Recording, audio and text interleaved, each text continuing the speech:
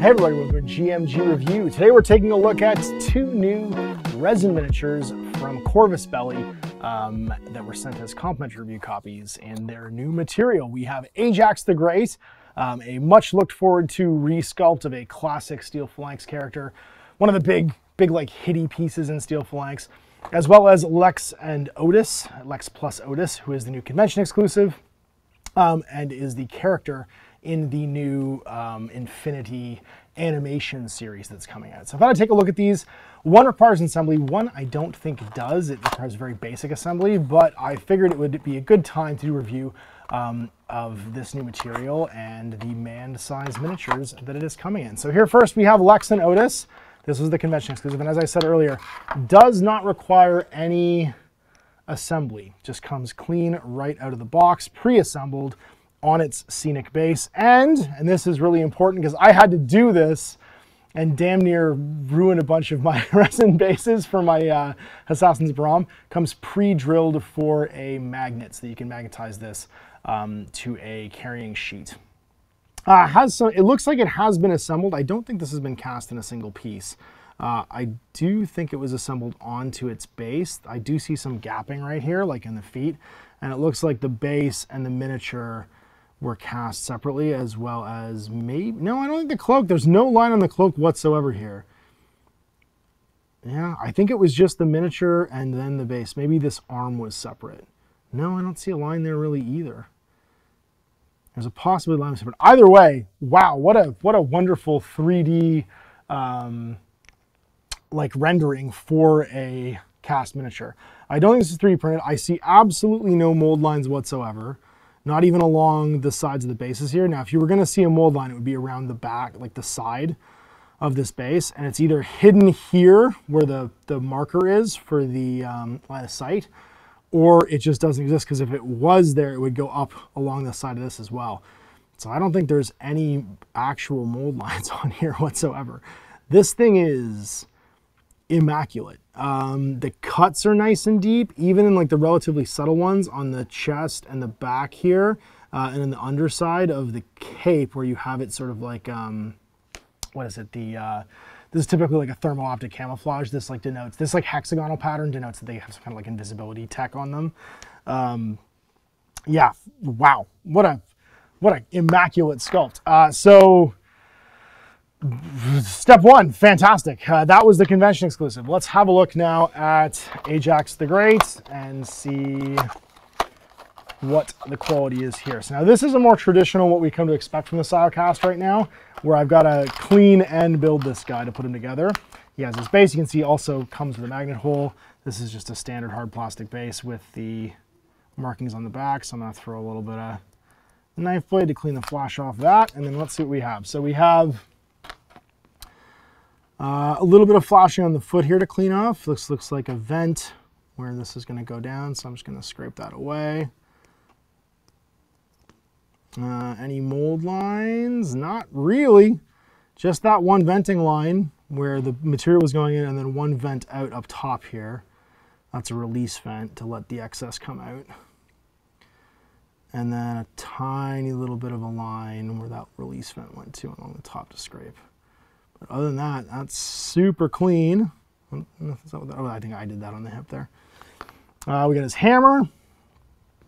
Pretty straight, all things considered. That's a nice bendy piece of resin. If it hadn't dried or hadn't cooled properly, it would have definitely had some problems with it, but that seems like it's fine. There's a vent there and a vent on the hammerhead right there. I think those are the entry and the exit, which means what they've done is they've piped it through here. It's filled this line and then come back up here. So there was no vent on the other side. So just a little bit of flash to clean along the top of that, and then a little bit on the shoulder. And I think we're pretty much done. Yeah, that arm piece is done. And then the base. And this base piece, which is a bit of tech rubble, it's got his hand on it, because he's kind of doing like a superhero kind of crawl. Sort of a crawl along the base there. You get this big hand sitting on this. So let's just clean the flash along the edges there. And I'm going to dry fit everything before I put some glue in there to see how it actually goes together. Tiny little mold line along that finger. But apart from that, and this is scraping pretty clean actually. One of the things with the earlier Siocast ones that they had is it would kind of almost rip when you were cutting it. This is going pretty clean. I'm also using a nice fresh sharp knife, which helps a lot. Let's just cut the end off this. And see our last couple pieces here. That's the arm that's going to go onto that base piece, it looks like. And then his head, little butt plate, and his other leg. So I think I'm going to put this leg together now. We'll do some sub-assembly here. A little vent on the toe, vent in there on the thigh to scrape off. The placement of these vents is pretty good because what they're doing is they're putting them somewhere where they're, like the pose is kind of covering them. So he's leaning over like this. There's a teeny bit of mold line on the back of that leg I can scrape off, and that flattening was by me. I'll just fix that real fast. I cut a little bit too deep there.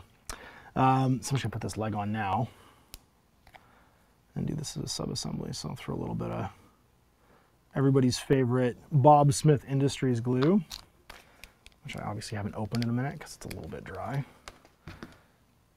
There we go. So a little dry little plug there. Get that off. We'll plug for Bob Smith. Thanks for Bob Smith Industries. That did not sponsor this, but it gets plugged every time I use metal glue. What did I just do with that leg? There it is. It's going to get fired in there. And if you ever do miss a piece, make sure you don't throw away this little guy. They've always got a sticker with the quality control code on it. You can get your parts replaced by hanging onto that. And that's already dry. Perfect. The other arm needs to get cleaned off. Actually, I could probably put this hammer on now because that's going to be waving in the air, so I don't have to worry about it too much. It's going to go up like that. There you go, Ajax. Looking pretty swole, buddy. And then let's clean it. There's a post on this guy's arm. So again, they've hidden the vent in the wrist piece that's going to attach to the hand anyway, so like any roughness wouldn't even be seen. There's a tiny vent on the shoulder there. And then it's just the head.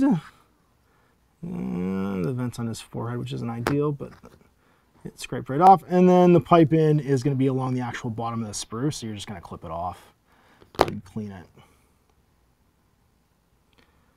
And then we are damn near done. All right, so that's done. Last is this shoulder pad, which just comes off the sprue again at a point where it's pointed anyway. So that clean nice and easy, and then the vent is just along the top, like that. There we go. Well, that's pretty minimal. A couple little bit of like flash right there to peel off, but other than that, we got to put this arm on so that he can lean into his base, and then we'll dry fit the pose just to make sure he's over his base in like a convenient way. And that's done. Put the head on. Right there. Oh, it's a chest piece, not a butt piece. The chest piece right there. We'll put that on first. And then the head. Get that in there. Posed appropriately. And once again, everything that fits together has a geometric plug so that you can't really not line it up properly. I love that about these, is that they have it sort of like self-pinning on these geometric plugs so that you can always fit them together properly. And this was just my stupidity that I should absolutely have put the chest piece on second or done the head first. That's okay. I can use tools to move this around. There we go, Ash. This was you being stupid and making this far more difficult than it needed to be. It's okay. There he goes. And he's in. Oh God. And I glued it to the knife blade. Watch a man struggle. Almost done. Almost done. There we go. Again, that was user error. That had nothing to do with the miniature. It was just me being stupid. Says the head. And then it's just going to be test fitting where I want this to go. So making sure the markings are at the front. And then put them down like that. Yeah. Because he's like leaping over this thing. And I want to be able to get up against cover. So I'm thinking like, so that the facing is right. About there looks good. Okay. I'll just use my finger to mark where the back of that goes. Put some glue down. And while it's still drying. And I can still move it around a little bit. Get some glue on this. And then get them where I want them to be.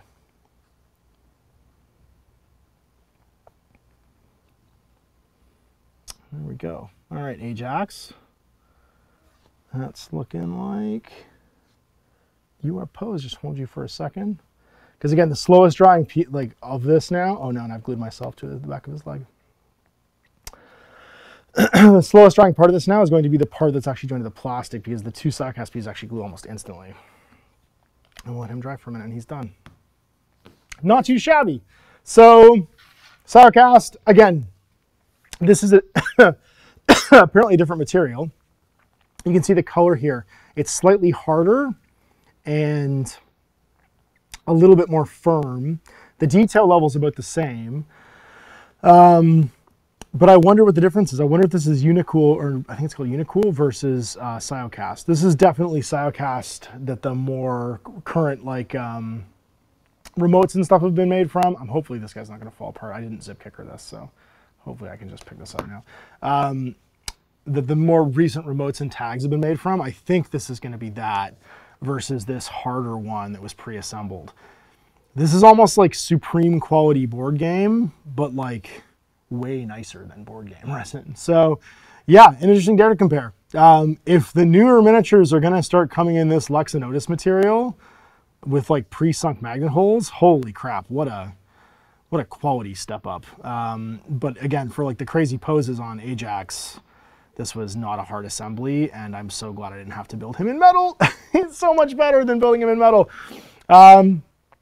But yeah, in real time, I just want to give this a review so you guys can see the material differences and see what the quality of the molds are coming out for Siocast right now. This Ajax is fine. The actual depth of the like facial features is fantastic. All of the lines are perfect.